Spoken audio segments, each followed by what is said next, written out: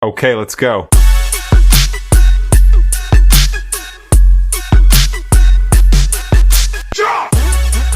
Good day, my people. Good morning, good afternoon, good evening, for wherever, whenever you are watching. Welcome to another episode of Things They Happen with Ella's voice. I know your ears are itching. I know you want to hear whatever I have to say, but then, first of all, subscribe to this channel so you can be collecting our just hot thoughts, okay?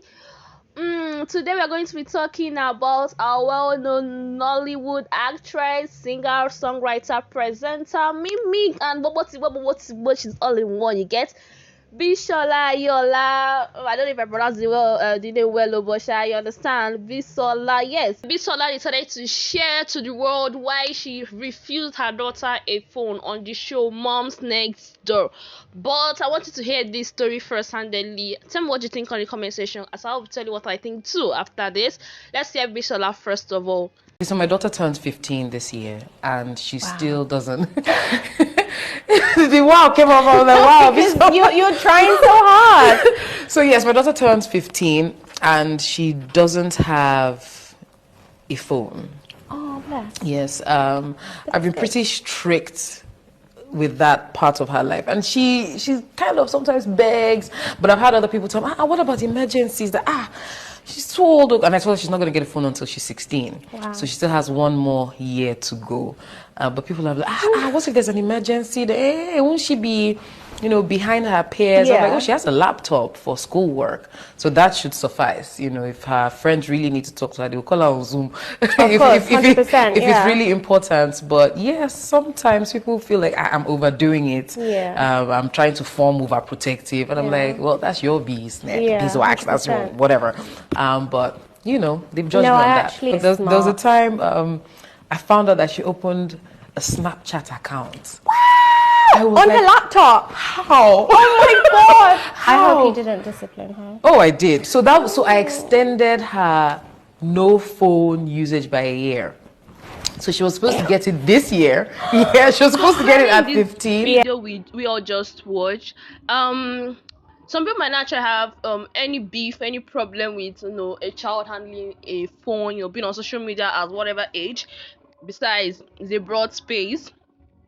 But then Bishola decided to not give her child a phone till she turned 16. Reason being that that's her parenting style, that's what she wants.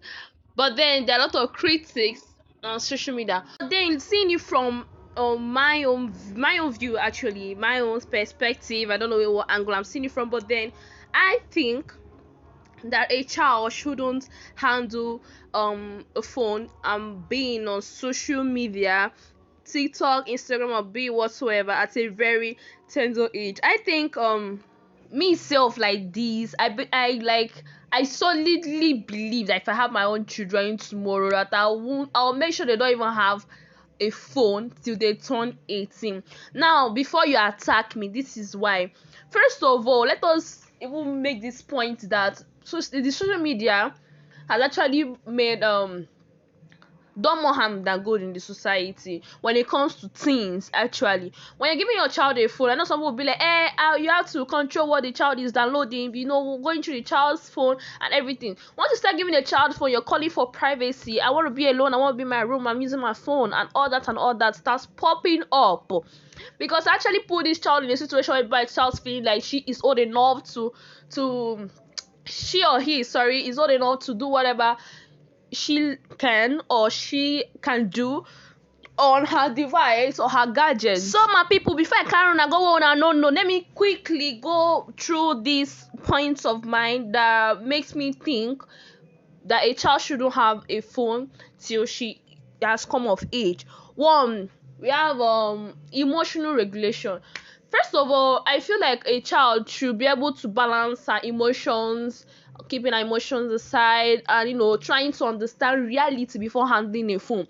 First of all, I have to understand that this phone can actually contain a lot. It has games in it. A child can play games, has access to YouTube, can watch cartoons, and a lot of apps can be downloaded on a device.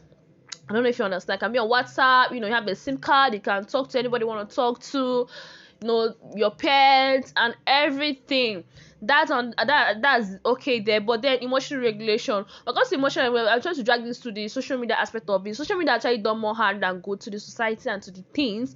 But then if a child isn't of age, social media tends to influence that child. If we talk about influence, even the adults even tend to be influenced. Those that don't even have that are not really emotional intelligence, that to be influenced what they see online. Then imagine when it comes to a child can actually feel intimidated, or sometimes go through what they call cyber bullying, because the child is actually very vulnerable and can actually get to meet all this online bullying, feeling intimidated, which will have serious consequence on their mental health. Maybe the child is seeing something that they don't do at home, and the child is feeling like, I'm supposed to have this other child has this, I'm supposed to have this. Or maybe a child is seeing something else online and things that's how it's supposed to be, or a child is just maybe talking to someone online that is actually bullying the child and telling the child some fantasies and some lies. That one day. But then we also have addiction. Now let me tell you something. I'm actually part of the people that grew up having a phone. I had a phone, I think, when I was 11 years old. But then I would say that addiction is one thing that I don't even think a child can handle. I'm thinking, this child is learning something from through that phone. She's learning a lot. I think that's a blatant lie. Like, it's a lie. Spending too much time on phones can actually lead to addiction. Adults experience this addiction. Then imagine when it comes to a child. It will negatively impact this child's mental, physical health. And once something has gone to your mental and physical health, I think it applies to every other area of that individual's life. When we talk about addiction, we have this link us to its impact on education. Excessive phone usage can negatively impact academic performance and reduce attention span. This is actually sorry, I don't know what you heard. This actually, when it comes to a child that's supposed to be in school reading, having time to then we used to use dictionary, search for this, search for that.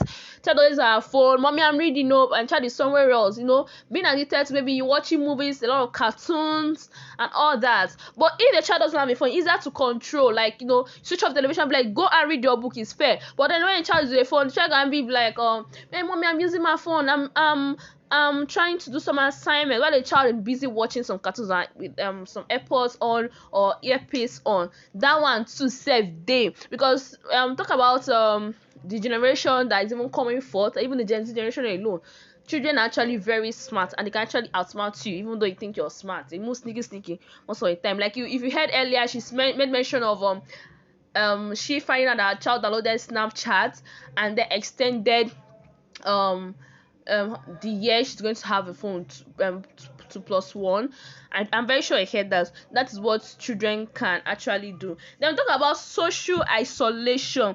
When a child is using phone a lot, like, that's when this addiction comes. They can lead to social isolation. The child starts being into the phone, always going through a lot of apps, trying to explore the phone, want to know everything about the phone, and that will decrease a face-to-face interaction and deepening of feelings of loneliness in that child. The child finds it very hard to relate with peers now, because he has a phone and a lot of things eating the child's time. We have inappropriate content. Yeah, that's why I come about social media and pornography and all of that. A child can actually be prone to exposed to a lot of inappropriate content. It could be violence, it could be explicit language, it could be sexual terms as well. It could be a lot of things the child can, and that children are actually very vulnerable. Like I said earlier, they actually tend to believe what they see. Then one other thing is loss of creativity. This is actually with both sides. A child can actually get skilled and increase creativity while using a phone, but then on the other hand, a child can actually lose creativity while using a phone. Now, it's easier as a parent to control a child and find out a child's creativity when a child doesn't have a phone yet. Find out what this child is good in, the child's talents and all that. But then when we talk about lots of creativity, we talk about the over-reliance on phones, which can actually stifle creativity and imagination, skills in children. whereby maybe a child starts seeing something else online, the child feels like, yeah, this is what I am, like shifting that child's purpose actually for what the child should be doing, maybe schooling in short, the education aspect of a child's life, and moving away from it blunted like to something that is not even real. Like a child is not actually old enough to understand that there's a very different from media and the reality itself, and child believes everything is on media, and that will actually um lead to loss of creativity. We have privacy concern. A child might decide to confide in someone else on a media, or someone else, yeah, on the media actually, and then bringing up the child's personal life, individual life, and even marital affairs of his or her parents to this individual online, like exposing the child to a lot. The child becomes vulnerable that this person can actually take charge without the parents knowing. This person can actually start impacting negatively to this child's life. With all I've said so far, I'm very sure you have your own view, and I would like to I'll be at the comment section reading your comments. I would like to hear what you have to say, and also while commenting, please let me know how old you think a child should be before using a phone. Like, what age you think this child is of age now, this child can actually be using a phone, this child can actually be on media and all of that. I'll be at the comment section reading your comments. Love you all, guys. Ella cares. Mwah.